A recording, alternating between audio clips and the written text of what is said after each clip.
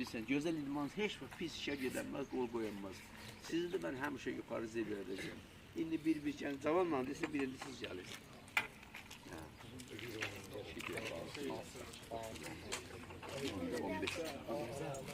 Təbrik edirəm. Sivistok'u da ki... Tamam, tamam. Gel diyorum, kardeş birinci başlar gel. Ben hiç akıl dövüştüm. Bana acayip ediyor. Tebrik ederim. Sağ ol.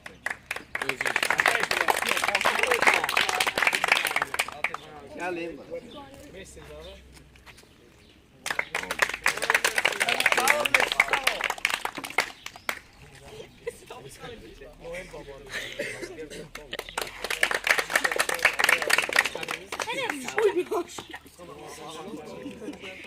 Kapıdan girdi çağırır.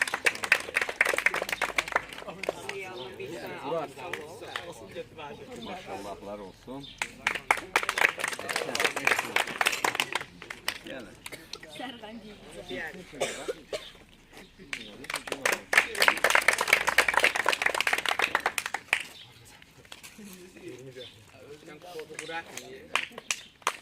Tamam, dikkatli almış.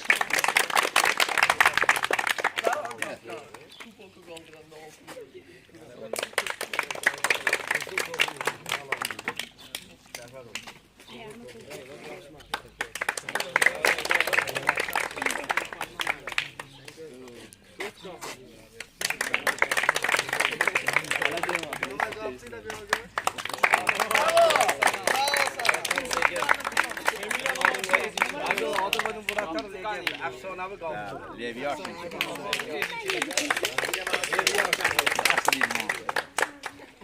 Gidiyorum ben. Yine sağlık kulede sürüyorum.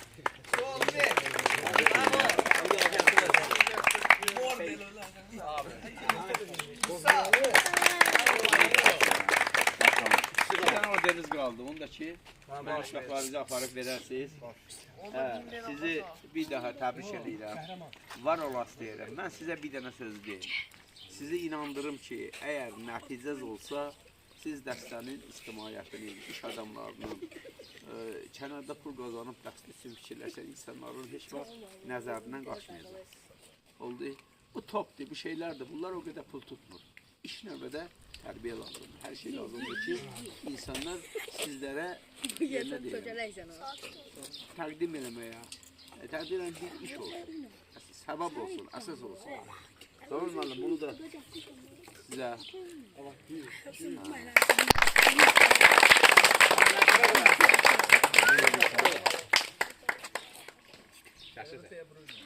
Videodan götürək taş Şimdi açıq. sizə bir dənə söz deyim.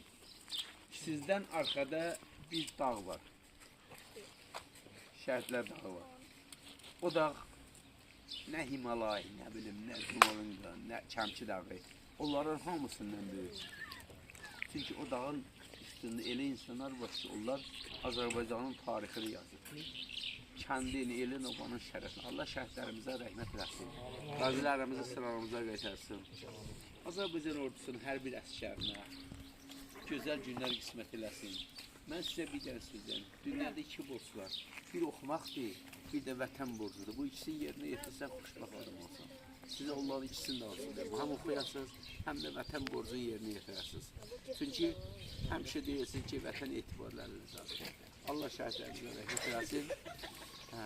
Var olun, siz gözəl idmançı olsanız, bu el, oba sizinlə fəxr edəcək. Bir daha çox sağ olun, var olun.